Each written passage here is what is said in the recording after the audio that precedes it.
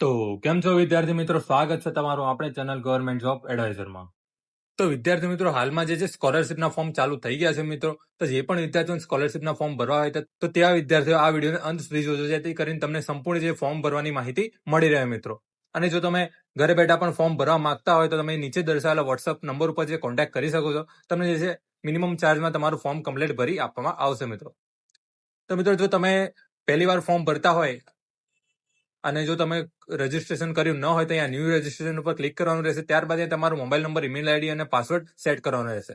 ત્યાર પછી તમે જે પાસવર્ડ સેટ કરશો તે તમારે જે લોગિન કરવાનું રહેશે. લોગિન કરવા માટે તમારે જે છે અહીંયા લોગિન પેજ ઉપર આવી જવાનું છે. ત્યારબાદ અહીંયા તમારે મોબાઈલ નંબર ઉપર સિલેક્ટ કરવાનું છે. અહીંયા મોબાઈલ નંબર નાખવાનો છે. ત્યારબાદ જે બી તમે પાસવર્ડ અહીંયા સિલેક્ટ કર્યો હોય તે પાસવર્ડ અહીંયા નાખવાનો રહેશે. ત્યારબાદ અહીંયા કેપ્ચા કોડ નાખવાનો રહેશે. ત્યારબાદ તમે લોગિન ઉપર ક્લિક કરશો મિત્રો. લોગિન ઉપર ક્લિક કર્યા બાદ તમને જે આ પ્રકારનું જે ઓપ્શન શો કરવામાં આવશે મિત્રો. તો તમારે સૌ પ્રથમ જે છે તમારે માય પ્રોફાઇલ ઉપર ક્લિક કરવાનું રહેશે. જો તમે અગાઉ કોઈ પણ જાતનું જે ફોર્મ ભર્યું ન હોય સ્કોલરશિપનું અગાઉના વર્ષમાં, તો તમારે માય પ્રોફાઇલ ઉપર ક્લિક કરીને તમારી પ્રોફાઇલ બનાવવાની રહેશે, જેમાં જે તમારું નામ, ઈમેલ એડ્રેસ અને તમારો ફોટો અપલોડ કરવાનો રહેશે. ત્યાર પછી વિદ્યાર્થીઓ તે થઈ જાય પછી અહીંયા તમારે સર્વિસ ઉપર જતું રહે છે. સર્વિસમાં અહીંયા સ્કોલરશિપ સર્વિસ ઉપર ક્લિક કરવાનું રહેશે. ત્યાર પછી અહીંયા આવું ઇન્ટરફેસ જોવા મળશે, જ્યાં તમે SC, ST, SCBC, NT, DNT કે હાયર એજ્યુકેશનમાં ધરાવતા હોય તે પ્રમાણે તમારે અહીંયા કેટેગરી સિલેક્ટ કરવાની રહેશે. તો વિદ્યાર્થીઓ, તમે આ પ્રમાણે તમારી કેટેગરી સિલેક્ટ કરી શકો છો. ત્યારબાદ જો SCBC અથવા NT, DNT સ્ટુડન્ટ છો તો અહીંયા ક્લિક કરવાનું રહેશે. ત્યાર પછી અહીંયા ફાઇનાન્શિયલ જે વર્ષ છે તે સિલેક્ટ કરવાનું રહેશે. તેમાં 2025-26 સિલેક્ટ કરવાનું રહેશે. ત્યાર પછી ચેન્જ ફાઇનાન્શિયલ યર ઉપર ક્લિક કરવાનું રહેશે. ત્યારબાદ તમને આ પ્રકારનું ઇન્ટરફેસ જોવા મળશે મિત્રો.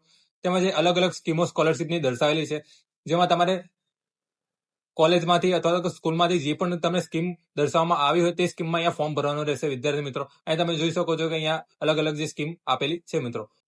મોસ્ટ ઓફ વિદ્યાર્થીમાં જે SSC પોસ્ટ મેટ્રિકનું જે OBC, SCBC અને NT-DNT ના સ્ટુડન્ટ માટે ભરવાનું હોય છે મિત્રો. તો અહીંયા ક્લિક કરો છો. અહીંયા ક્લિક કરશો એટલે આ પ્રકારનું ઇન્ટરફેસ જોવા મળશે. ત્યારબાદ નીચે સ્ક્રોલ કરીને અહીંયા કન્ટિન્યુ ટુ સર્વિસ તેમાં ક્લિક કરવાનું રહેશે. ત્યારબાદ અહીંયા કન્ટિન્યુ આપવાનું રહેશે. ત્યાર પછી વિદ્યાર્થી મિત્રો તમારું અહીંયા ફોર્મ ખુલી જશે. અહીંયા ફોર્મ તો ખુલી જશે, ત્યાર પછી તમારે અહીંયા બધી ડિટેલો ફિલ કરવાની રહેશે. તો વિદ્યાર્થી મિત્રો, તમે જોઈ શકો કે અહીંયા પહેલા first name, middle name, last name તે ફિલ કરવાનું રહેશે. ત્યારબાદ અહીંયા તમારે આધાર કાર્ડ પ્રમાણે જે નામ લખવાનું રહેશે. આધાર કાર્ડમાં જે પણ પ્રમાણે તમારે અટક આગળ હોય અથવા પાછળ હોય તે પ્રમાણે આખું અહીંયા પૂરું નામ લખવાનું રહેશે મિત્રો. ત્યાર પછી અહીંયા ડેટ ઓફ બર્થ એટલે તમારી જન્મ તારીખ અહીંયા લખવાની રહેશે. ત્યારબાદ અહીંયા તમારું જેન્ડર સિલેક્ટ કરવાનું રહેશે. ત્યાર પછી અહીંયા આધાર કાર્ડ નંબર નાખવાનો રહેશે તમારો. ત્યાર પછી અહીંયા વેરીફાઈ આધાર ઉપર ક્લિક કરવાનું રહેશે. જો તમે જે પણ નંબર અહીંયા રજીસ્ટ્રેશનમાં યુઝ કર્યો છે તે જ નંબર પર તમારો આધાર કાર્ડ લિંક નહીં હોય તો તમારું જે છે અહીંયા આધાર સ્ટેટસ વેરીફાઈ થશે નહીં. તો જે નંબરથી તમારો આધાર કાર્ડ નંબર લિંક હોય તે જ નંબરથી તમે જે છે ફોર્મ ભરજો મિત્રો. ત્યાર પછી વેરીફાઈ થઈ જાય આધાર કાર્ડ, ત્યાર પછી અહીંયા સ્ટુડન્ટ રેશન કાર્ડ નંબર નાખવાનો રહેશે, એટલે રેશન કાર્ડનો નંબર અહીંયા નાખવાનો રહેશે મિત્રો. ત્યાર પછી ગેટ ડિટેલ ઉપર ક્લિક કરવાનું રહેશે અને તમારે રેશન કાર્ડમાં આધાર KYC કરવું ફરજિયાત છે. આધાર KYC કર્યા વગર જો તમે ફોર્મ ભરશો તમારું જે ફોર્મ રિજેક્ટ થઈ શકે છે મિત્રો. ત્યાર પછી તમારી ડિટેલ આવી જશે.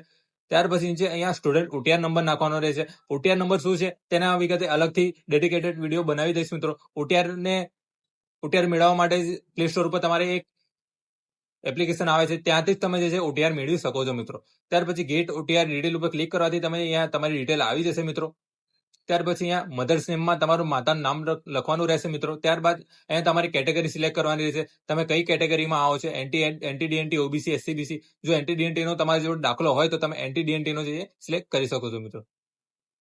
ત્યાર પછી વિદ્યાર્થી મિત્રો અહીંયા તમારે કાસ્ટ સિલેક્ટ કરવાની રહેશે. જે પણ કાસ્ટમાં તમે આવતા હોય તે અહીંયા સિલેક્ટ કરી લેવાની છે તમારે. ત્યાર પછી અહીંયા રિલિજનમાં હિન્દુ અથવા મુસ્લિમ જે પણ હોય તમારે અહીંયા નાખી દેવાનું રહેશે.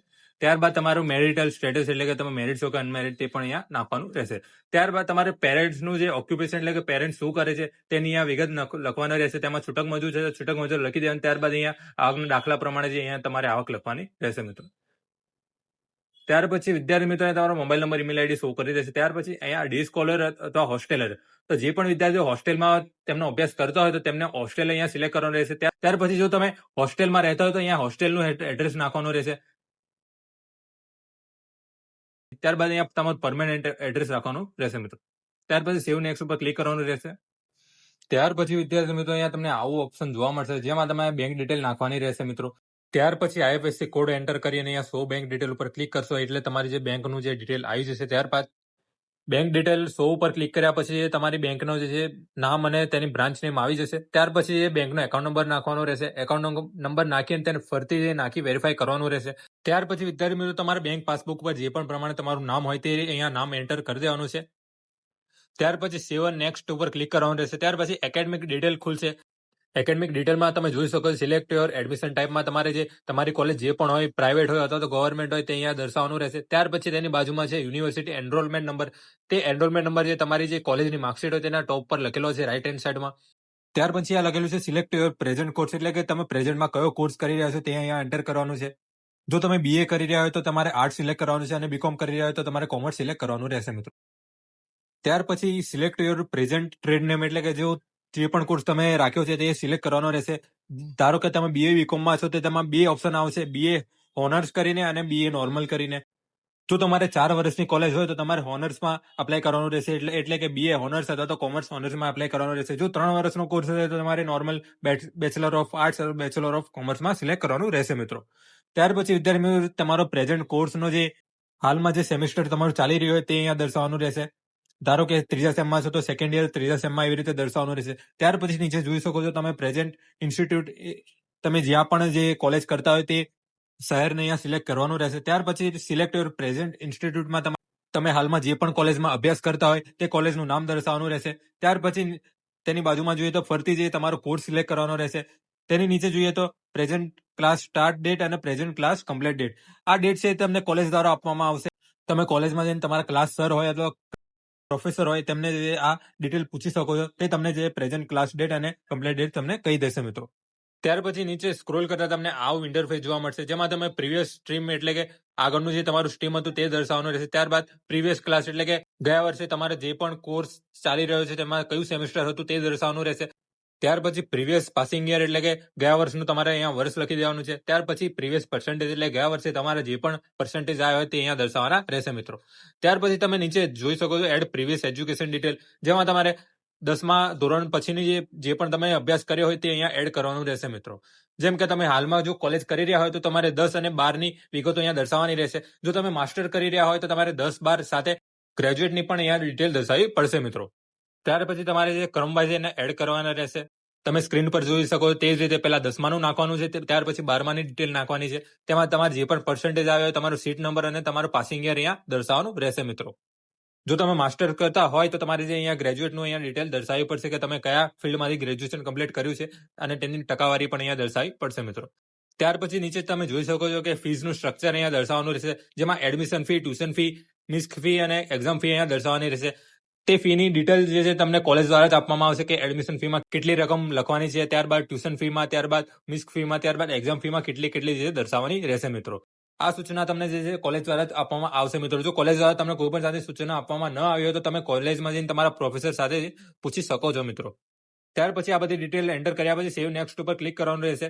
સેવ નેક્સ્ટ ઉપર ક્લિક કર્યા બાદ જે છે તમારે આ પ્રકારનું ઇન્ટરફેસ જોવા મળશે. જો તમારે કોઈ પણ જાતની શારીરિક ખામી હોય તો તમે અહીંયા દર્શાવી શકો છો, નહીં તો તમે નો કરીને સેવ નેક્સ્ટ કરી શકો છો મિત્રો. સેવ નેક્સ્ટ કર્યા પછી આ પ્રકારનું ઇન્ટરફેસ ખુલશે મિત્રો.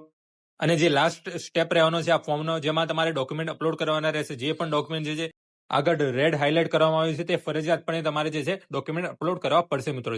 જેમાં કાસ્ટ સર્ટિફિકેટ એટલે કે જાતિનો દાખલો, ત્યારબાદ બેંકની પાસબુકની પહેલા પાનાની ચોપડીનો ફોટો એટલે કે એકાઉન્ટ નંબર દર્શાવેલો હોય તે પાનાનો જે અહીંયા ફોટો મૂકવાનો રહેશે મિત્રો. ત્યાર પછી વિદ્યાર્થી મિત્રો નીચે ફી રિસિપ્ટની પહોંચ મૂકવાની રહેશે, એટલે કે તમે કોલેજમાં જે પણ ફી ભરી છે તેની અહીંયા પહોંચ મૂકવાની રહેશે, એટલે કે ફી રિસિપ્ટ મૂકવાની રહેશે મિત્રો. ત્યાર પછી વિદ્યાર્થી મિત્રો તમે જો ફી રિસિપ્ટ અપલોડ કરી દીધી છે ત્યાર પછી તમારે પ્રીવિયસ માર્કશીટ એટલે કે આપ તમારા આગળના વર્ષની જે પણ માર્કશીટ હોય તે અહીંયા અપલોડ કરવાની રહેશે. ત્યાર પછી ઇન્કમ સર્ટિફિકેટ છે એટલે કે આવકનો દાખલો છે તે અહીંયા અપલોડ કરવાનો રહેશે. ત્યાર પછી સ્કૂલ લિવિંગ સર્ટિફિકેટ એટલે કે LC જો તમારી પાસે હોય તો તમારે અપલોડ કરવું પડશે મિત્રો. ત્યાર પછી જો તમારી પાસે આ બધા ડોક્યુમેન્ટ હોય તે સિવાયના તો તમે અપલોડ કરી શકો, બાકી તે જરૂરી નથી. પરંતુ જે પણ ડોક્યુમેન્ટ આગળ જે લાલ ટિક કરવામાં આવ્યું છે તે કમ્પલસરી તમારે અપલોડ કરવાનું રહેશે. જો તમે તે અપલોડ નહીં કરો તમારું ફોર્મ જે કેન્સલ થઈ શકે છે મિત્રો. ત્યાર પછી વિદ્યાર્થી મિત્રો નીચે સ્ક્રોલ ડાઉન કરશો એટલે કે અહીંયા સેવ એઝ ડ્રાફ્ટનું ઓપ્શન આવશે, ત્યારબાદ વેરીફાઈ મોબાઈલનું ઓપ્શન આવશે, ત્યારબાદ કન્ફર્મનું ઓપ્શન આવશે મિત્રો. જેમાં તમારે સૌ પ્રથમ જે ડ્રાફ્ટમાં ફોર્મ રાખવાનું છે ત્યારબાદ તેની પ્રિન્ટ કઢાવી અને કોલેજમાં એકવાર ચેક કરાવી લેવું છે ફોર્મ કે તેમાં કોઈ પણ જાતની જે ભૂલ તો છે નહીં કે નહીં. જો તેમાં ભૂલ હોય તો સુધારો થઈ શકશે. જો તમે સબમિટ કરી દેશો તો તેમાં કોઈ પણ જાતના સુધારા થઈ શકશે નહીં મિત્રો. ત્યાર પછી કોલેજમાં જો તમે ફોર્મ ચેક કરાવ્યા છો અને તેમાં કોઈ પણ જાતની જો ભૂલ નથી તો તમે જે ફોર્મને સબમિટ કરી છો, ફોર્મને સબમિટ કરવા માટે જે વેરીફાઈ નંબર ઉપર ક્લિક કરવાનું રહેશે. ત્યારબાદ તમારા ફોન ઉપર એક ઓટીપી આવશે. ત્યારબાદ તે ઓટીપી નાખ્યા બાદ તમે જો કન્ફર્મ અને ફાઇનલ સબમિટ ઉપર ક્લિક કરશો એટલે તમારું ફોર્મ જે ફાઇનલ સબમિટ થઈ જશે મિત્રો. ત્યાર પછી તે ફોર્મની તમે પ્રિન્ટ કઢાવી અને તે કોલેજમાં જમા કરાવી શકો છો મિત્રો. તો આ સંપૂર્ણ જે છે સ્કોલરશિપના ફોર્મ ભરવાની આ રીત હતી. જો તમને કોઈ પણ જાતનો ડાઉટ હોય તો તમે કોમેન્ટમાં જણાવી શકો છો. અને તો જો તમે ઘરે બેઠા ફોર્મ ભરવા માંગતા હોય તો તમે નીચે દર્શાવેલા વોટ્સએપ નંબર પર જે વોટ્સએપ પર મેસેજ કરી શકો છો અને મેસેજ કરીને કહી શકો છો કે તમારે સ્કોલરશિપનું ફોર્મ ભરાવું છે. હું તમને જે મિનિમમ ચાર્જમાં તમારું ફોર્મ ભરી આપીશ મિત્રો. જો વિડીયોના અંત સુધી બની રહ્યા છો તો વિડીયોને લાઇક કરવાનું ભૂલતા નહીં અને તમારા મિત્રો સાથે પણ વિડીયોને શેર કરી દેજો જેથી કરીને તેમને પણ આ વિગતે સંપૂર્ણ માહિતી મળી રહે. અને ચેનલને સબસ્ક્રાઇબ કરવાનું ભૂલતા નહીં. અંત સુધી વિડીયો જોવા માટે તમારો આભાર મિત્રો. જય હિન્દ, જય ભારત.